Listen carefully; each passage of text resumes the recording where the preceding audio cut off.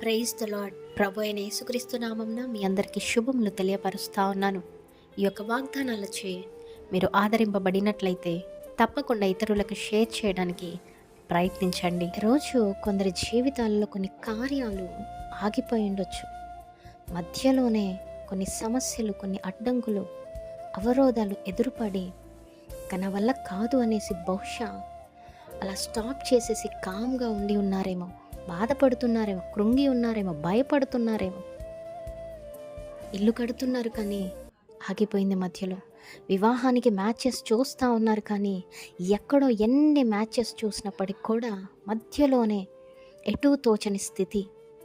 ఉద్యోగానికి వెతుకుతున్నారు కానీ ఏ కంపెనీ కూడా మీకు ఆఫర్స్ ఇవ్వట్లేదేమో. ఇలాగే ప్రతి విషయాల్లో చాలామంది కొన్ని కార్యాల్లో సఫర్ అవుతూ ఉంటారు.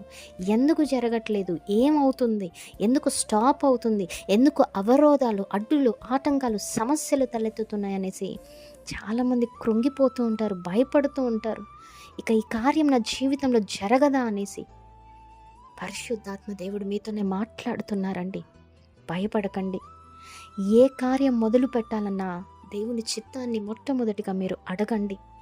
అది మీకు మంచిదైతే దేవుడు తప్పకుండా మీకు తోడై ఉండి మిమ్మల్ని నడిపించి ప్రతి అడ్డులను, ఆటంకములను తొలగించి విజయ జీవితాన్ని కలగచేస్తారు. అది మీకు మంచిది కాకపోతే దేవుడు అక్కడితోనే స్టాప్ చేస్తాడు. ఈరోజు ఏ విషయాల్లో బాధపడుతున్నారో భయపడకండి. యెహోవా మీ పక్షమున ఉండి తన కార్యము సఫలము చేస్తారు అనేసి వాగ్దానము దేవుడిస్తూ ఉన్నారు. నమ్మండి, విశ్వాసం ఉంచండి. మీరు ప్రార్థనతో ప్రయత్నించండి. దేవుని దగ్గర అడగండి. మంచిది, చెడేది, ఏ కార్యము నీకు మంచిది, ఏ వివాహ బంధంలోనికి అడుగు పెట్టాలో, ఎలా ఇల్లు కట్టాలో, ఎక్కడ కట్టాలో, ఎక్కడ ఉద్యోగం చేయాలో, సంతాన విషయంలో అడగండి, గోజాడండి. తప్పకుండా దేవుడు వాగ్దానం ద్వారా మిమ్మల్ని బలపరుస్తారు, మాట్లాడతారు, కార్యం సఫలం చేస్తారు.